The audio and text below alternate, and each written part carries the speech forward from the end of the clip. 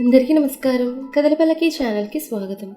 ఇప్పుడు మనం జాబిల్లి కోసం పార్ట్ 6 విందాం. ఆమె కోసం సంవత్సరంగా వెతుకుతున్నాడు. ఇప్పుడు పక్కనే ఉన్నా కూడా అందుకోలేకపోతున్నాడు. ఇప్పుడే కాదు, ఎప్పటికీ ఆమెను చేరుకోలేడు. స్నేహితుల ప్రోద్బలంతో, వాళ్ల పొగడ్తలకు గర్వంతో మిడిసిపడి కళ్ళు మూసుకుపోయి అమృతవర్షిణి జీవితాన్ని నాశనం చేశాడు. అనురాగమూర్తి, ప్రేమమూర్తి అయిన ఆమెను పోగొట్టుకున్నాడు. ఆమె నా ఆలోచనలను, నా మనసును ఇంతగా ఆక్రమించిందని తను వదిలేసి వచ్చిన తర్వాతే అర్థమైంది నాకు. ఆమెను ఇంతగా ప్రేమిస్తున్న విషయం తనకే తెలియదు. ప్రతి క్షణం ఆమె తలుపులే. ఆమె గుర్తొస్తే చాలు మనసు పులకించిపోతోంది. తనను చుట్టేసిన ఈ చేతులతో వేరే స్త్రీని తాకాలంటే జుగుప్సకరంగా అనిపిస్తుంది. ఆ ఊహకే మనసు ముడుచుకుపోతుంది. ఏ స్త్రీని కన్నెత్తి చూడబుద్ధి కావడం లేదు. అందుకే తల్లి ఎంత బాధపడుతున్నా ఎవరిని పెళ్లి చేసుకోవాలనిపించడం లేదు. ఈ జన్మకు అమృతవర్షిణ్ణే నా భార్య. ఆమె నన్ను మర్చిపోయి వేరే వ్యక్తిని పెళ్లి చేసుకున్నా తాను చేసుకోలేడు. ఆమె మర్చిపోవడం ఈ జన్మలో సాధ్యం కాదు. ఈ జన్మంతా ఆమెను చూస్తూ ఉండిపోగలడు. మొదట అమృతవర్షిణ్ణి ఇక్కడ చూడగానే షాక్ అయినా తర్వాత సంతోషంగా అనిపించింది. ఇన్నాళ్ల తర్వాత తన కళ్ళెదురుగా కనిపించిన ఆమెను హత్తుకోకుండా ఉండడానికి ఎంతగానో ప్రయత్నించాల్సి వచ్చింది. దేవుడు తన మొర ఆలకించి వర్షిణ్ణి ఎదురుగా రప్పించాడు. Thank God. అసలు తమ మధ్య అంత జరిగిన తర్వాత కూడా వేరే తను ఎలా పెళ్లి చేసుకుంది? ఎలా అయినా ఒక్కసారి వర్షిణ్తో మాట్లాడాలి. ఆ రోజు కనిపించడమే, మళ్ళీ కనిపించలేదని బాధగా అనుకుంటూ నిద్ర పట్టక బాల్కనీలోకి వచ్చాడు. ఇక్కడి నుంచి చూస్తే వర్షిణీలు చాలా బాగా కనిపిస్తుంది. అప్పుడప్పుడు కీర్తక్కతో ఇక్కడి నుంచే మాట్లాడుతుంటాడు. వర్షిణి ఇంటివైపు చూశాడు. లైట్లు ఆర్పున్నాయి. పడుకున్నట్టుంది అనుకున్నాడు. అతను ఇలా అనుకునే సమయానికి వర్షిణికి కూడా నిద్ర పట్టక బెడ్పై దొర్లుతోంది. ఇషాన్ని ఇక్కడ చూసిన దగ్గర నుండి ఆమె గుండె భగభగా మండిపోతోంది. తనను నమ్మించి మోసం చేశాడు. వర్షిణి అంటూ ప్రేమను కురిపించాడు. అది చూసే మోసపోయింది. తన నటనతో వంచాడు. అతను తనను మోసం చేశాడంటే ఇప్పటికీ నమ్మబుద్ధి కావడం లేదు. అంతా కలలా అనిపిస్తోంది. కానీ అదే నిజం. అబ్బాయిలకు ఆమెడు దూరంలో ఉండే తాను ఇషాన్ ప్రేమలో ఎలా పడిందో, అంత గుడ్డిగా అతన్ని ఎలా నమ్మిందో ఇప్పటికీ అర్థం కావడం లేదు. అతను తనపై చూపించిన ప్రేమ నటనంటే మనసు అంగీకరించడం లేదు. ఇషాన్ నా మనసు నాకు కాకుండా చేశాడు. అతను చూస్తూ తిరగాలంటే ప్రాణం పోతోంది. ఇక్కడి నుంచి ఎక్కడికైనా వెళ్ళిపోదామంటే దారి లేకుండా పోయింది. అన్నింటికంటే బాబును వాళ్ళ ఇంటికి పంపించాలంటే ప్రాణం పోయినంత బాధగా ఉంది. పంపించకపోతే ఆంటీ వచ్చేస్తారు. ఎలా? ఈ బాధలన్నీ అనుభవించాలని రాసిపెట్టింది కాబోలు. అందుకే ఆ రోజు ప్రాణాలు దక్కాయి. అనవసరంగా మమ్మీ అడ్డుపడింది. లేకపోతే ఈ పాటికి అనుకుంటుండగా కొడుకు గుర్తొచ్చాడు. దాంతో చటుక్కున వాడిని హత్తుకుంది. ఆ రోజు నేను చనిపోయి ఉంటే ఈ బంగారు కొండ నాకు దక్కేవాడా? వీడి వల్లే బ్రతకాలనే ఆశ కలిగింది. ధ్రువ్, నీకోసం ఎన్ని కష్టాలైనా భరిస్తాను. నీకు ఏ లోటు రానివ్వను, ఏ కష్టం కలగనివ్వను అనుకుంటూ కొడుకును ప్రేమగా గుండెలో హత్తుకుంది. అప్రయత్నంగా ఆమె కళ్ళల్లో నీళ్ళొచ్చేశాయి. ఇన్ని రోజులు అతను మర్చిపోయాననుకుంది. కానీ అతను కనిపించి తన మనసును తట్టి లేపాడు. దాన్ని చూసుకుంటే అతనే కనిపిస్తున్నాడు. తనలో ఈ బలహీనత ఏంటి అంటూ ఏడ్చేసింది. తల్లి ఏడుపుకు లిక్కిపడి లేచిన బాబు ఏడుపు ప్రారంభించాడు. తన దుఃఖాన్ని నిగ్రహించుకుని వాడిని పుచ్చగించింది. అయినా వాడు ఏడుపు ఆపలేదు. వాడి ఏడుపు బాల్కనీలో నిషాన్కి వినిపించింది. బాబు ఇంతగా ఏడుస్తోంటే వర్షిణి ఏం చేస్తుంది అనుకున్నాడు. వాడి ఏడుపు వినపడుతోంటే మనసాగలేదు. ఏమైందో వెళ్ళి చూద్దామా అనుకున్నాడు. కానీ ఇంత రాత్రి వెళ్తే బాగుండదు. పైగా వర్షిణి అస్సలు రానివ్వదు. మొహం మీద తలుపులు వేసినా వేస్తుంది అనుకుని అక్కడే నిలబడి ఇంటివైపు చూడసాగాడు. కాసేపటికి బాబు ఏడుపు ఆగిపోవడంతో అతని మనసు కుదుటపడింది. ఈరోజు ఎలాగైనా వర్షిణితో మాట్లాడాలనుకుని ఆమె ఎప్పుడు బయటకు వస్తుందా అని బాల్కనీలో వెయిట్ చేయసాగాడు. ఆ మరుసటి రోజు ఈరోజు ఎలాగైనా వర్షిణితో మాట్లాడాలనుకుని ఆమె ఎప్పుడు బయటకు వస్తుందా అని బాల్కనీలో వెయిట్ చేయసాగాడు. వర్షిణి బయటకు రాగానే మొహంలో సంతోషం వచ్చింది. కన్నార్పకుండా ఆమెను చూడసాగాడు. కానీ వర్షిణి అతను చూడలేదు. కొడుకును ముద్దు పెట్టుకుని రాగిణికి జాగ్రత్తలు చెప్పింది. ఎప్పటిలాగే తల్లి వెళ్తుంటే ఏడుపు మొదలుపెట్టాడు బాబు. వాడి కళ్ళు తుడిచి బుజ్జగించింది. అయినా కూడా వాడు ఏడుపు ఆపడం లేదు. వాడి వైపు నిస్సహాయంగా చూసింది. అయినా తప్పక బాబును వదలలేక బలవంతంగా వెళ్తున్నామని చూసి గబగబా కిందకొచ్చి, మమ్మీ ఆఫీస్కి వెళ్తున్నాను అన్నాడు. టిఫిన్ చేసి వెళ్ళరా అందామె. అర్జెంట్ పనుంది, ఆఫీస్లో చేస్తానులే. హడావిడిగా బయటకొచ్చి కారులో కూర్చున్నాడు. అప్పటికే వర్షిణి కారు వెళ్ళిపోతుంది. కారు ముందుకు దూకించాడు. వర్షిణి కారు తన ముందున్న వెహికల్స్ని తప్పించుకుంటూ వెళ్తోంది. ఆమె కారు తన దృష్టిపథం నుంచి పోనివ్వకుండా ఫాలో చేయసాగాడు. ఎక్కడైనా అవకాశం దొరుకుతుందేమో కారు ఆపేసి మాట్లాడదాం అనుకున్నాడు. కానీ కాలేజీలకి, స్కూల్కి, ఆఫీసులకి వెళ్ళే టైం కావడంతో రోడ్లన్నీ బిజీగా ఉన్నాయి. ఒక్క సెకండ్ ఆగినా మొత్తం ట్రాఫిక్ ఆగిపోయేటట్టుంది. ఆమెను ఫాలో చేస్తూ వెళ్ళాడు. దాదాపు అరగంట తర్వాత వర్షిణి కార్ విశాలమైన ప్రాంగణంలోకి ప్రవేశించింది. తన కారు పక్కనాపి చూడసాగాడు. ఎదురుగా ద్వారం పైన సౌందర్య కాస్మెటిక్ అండ్ ఫ్యాషన్ వరల్డ్ అన్న బోర్డు దర్శనమిచ్చింది. ముందు భాగంలో ఆఫీస్ బిల్డింగ్, వెనుక కాస్త దూరంలో ఫ్యాక్టరీ కనిపిస్తోంది. ఎంప్లాయీస్ అందరూ అప్పుడే వస్తున్నారు. వర్షిణి కారు దిగి లోపలికి వెళ్ళసాగింది. ఎదురైన వాళ్ళు ఆమెకు విష్ చేస్తుంటే ప్రతిగా తను కూడా విష్ చేస్తూ తన క్యాబిన్లోకి వెళ్ళింది. లోపలికి వెళ్ళి మాట్లాడదామా అనుకున్నాడు. తాను వెళ్ళినా ఆమె తను ఎవరో తెలియనట్టే ప్రవర్తిస్తుంది.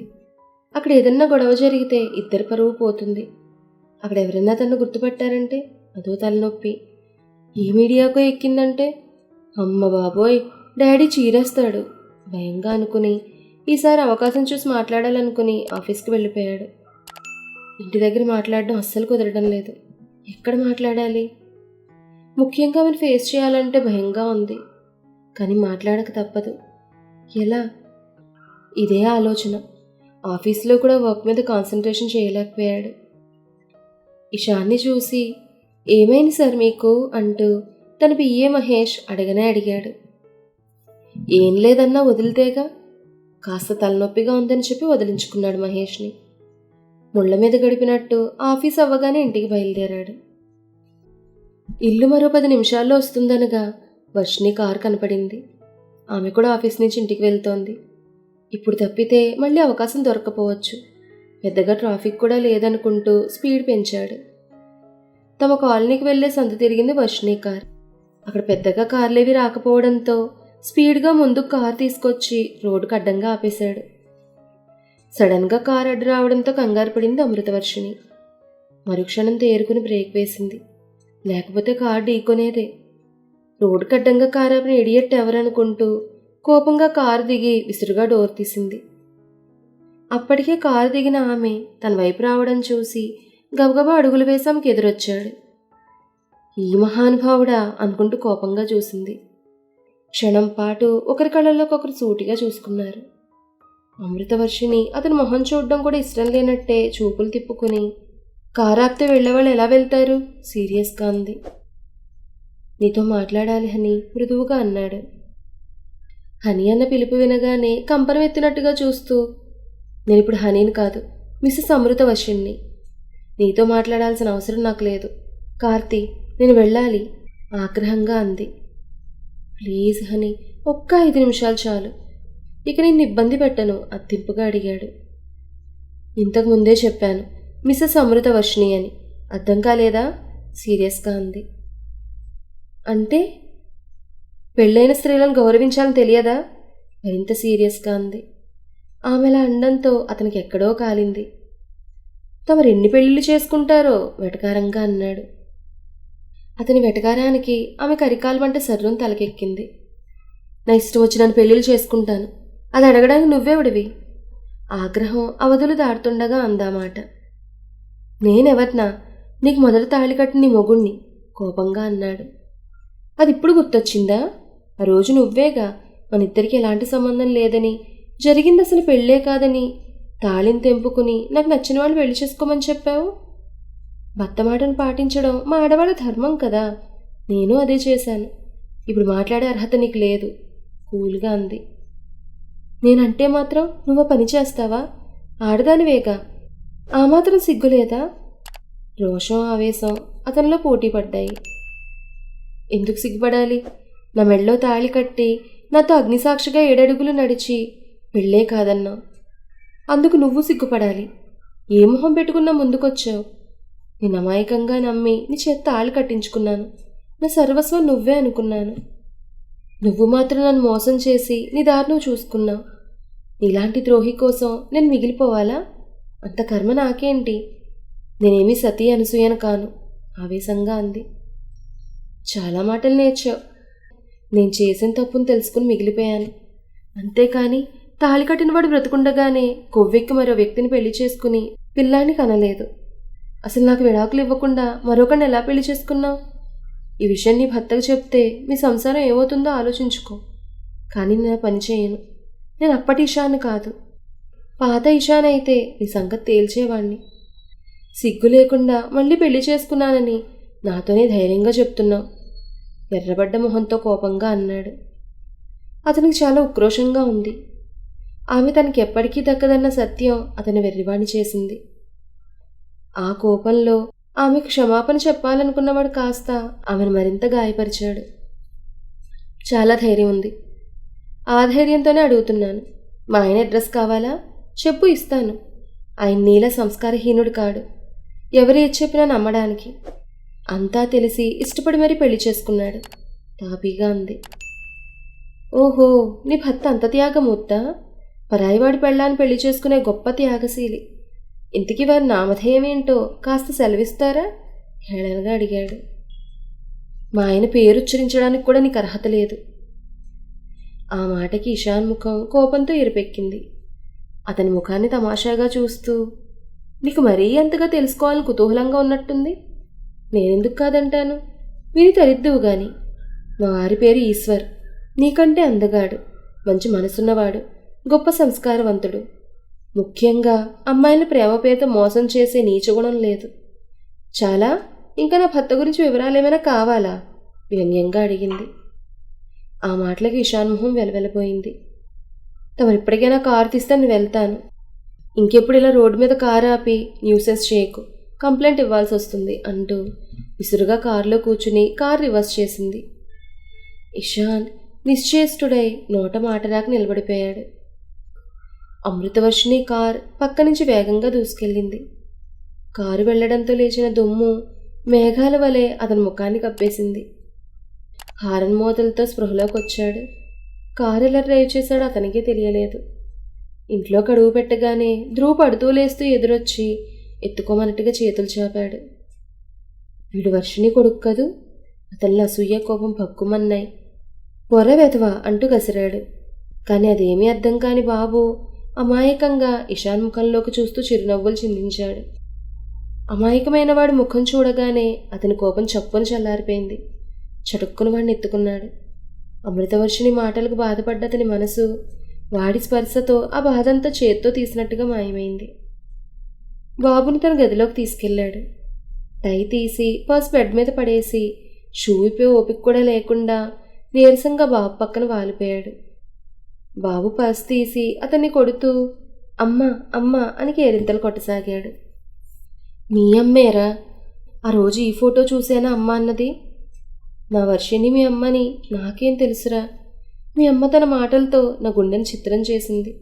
తాను మాత్రం హ్యాపీగా ఉంది. నేను చేసింది పెద్ద తప్పే, అందుకు బాధపడిన క్షణం లేదు. నేను చేసిన తప్పుకు ఆ దేవుడు ఇంత పెద్ద శిక్ష వేస్తాడు అనుకోలేదురా. నేను మీ అమ్మను వదులుకున్నందుకు భవిష్యత్తులో ఇంత బాధ అనుభవించాల్సి వస్తుందని తెలిస్తే ఆ రోజు అహంకారంతో కన్ను మిన్ను కనిపించకుండా ప్రవర్తించేవాడినే కాదు. నన్ను ప్రాణంగా ప్రేమించిన మీ అమ్మను కోల్పోయేవాడినే కాదంటూ మన హృదయాన్ని హత్తుకున్నాడు. అతని కళ్ళల్లో నుంచి నీళ్లు జారిపడ్డాయి. ఇంటికొచ్చిన వర్షిని రాగిణి ధ్రువేడి అని అడిగింది. వసుమతి గారి ఇంట్లో ఉన్నాడమ్మా. నేను ఇవ్వననే చెప్పాను. వర్షినికి నేను చెప్తానని కీర్తనమ్మగారు బలవంతం చేశారు. నన్ను ఏం చేయమంటారు అమ్మాయి గారు? భయంగా అంది రాగిణి. సర్లే నువ్వు వెళ్ళు, నీరసంగా అంది వర్షిని. అవన్నదే తడవుగా రాగిణి అక్కడి నుంచి జారుకుంది. వర్షిని ఫ్రెష్ అవ్వకుండానే బెడ్ మీద వారింది. ఇక ఈవిడ గారు బాబును వదలదన్నమాట. వద్దని ఖచ్చితంగా చెప్పలేను, అలా అని పంపించలేను. అంతా నా కర్మ. ఇషాన్కి అలా మాట్లాడడానికి మనసు ఎలా వచ్చిందో. ఆ మనసే ఉంటే నన్ను ఇలా దగా చేసేవాడా? చేసిందంతా చేసి ఇప్పుడు మాట్లాడుతున్నాడు. నా కోసం ఒంటరిగా మిగిలిపోయాడట. మోసం చేయడానికి నాలాంటి అమాయకులు ఎవరూ దొరుకుండరు కోపంగా అనుకుంది. అతని మాటలు గుర్తొచ్చి మనసు వికలమైంది. అతనితో తన పరిచయం, తన ప్రేమ, పెళ్ళి అంతా కళ్ళ ముందు గిర్రును తిరిగాయి. తన ఆలోచనలు ఒక్కసారిగా గతంలోకి జారిపోయాయి. మన తర్వాత ఏం జరిగిందనేది నెక్స్ట్ ఎపిసోడ్లో తెలుసుకుందాం. ఈ కథ మీకు నచ్చితే లైక్ చేయండి, షేర్ చేయండి, కామెంట్ చేయండి. అలాగే మన కథల పల్లకి ఛానల్ని సబ్స్క్రైబ్ చేసుకుని పక్కనే ఉన్న బెల్ ఐకాన్ని క్లిక్ చేయడం మాత్రం మర్చిపోకండి. ధన్యవాదాలు.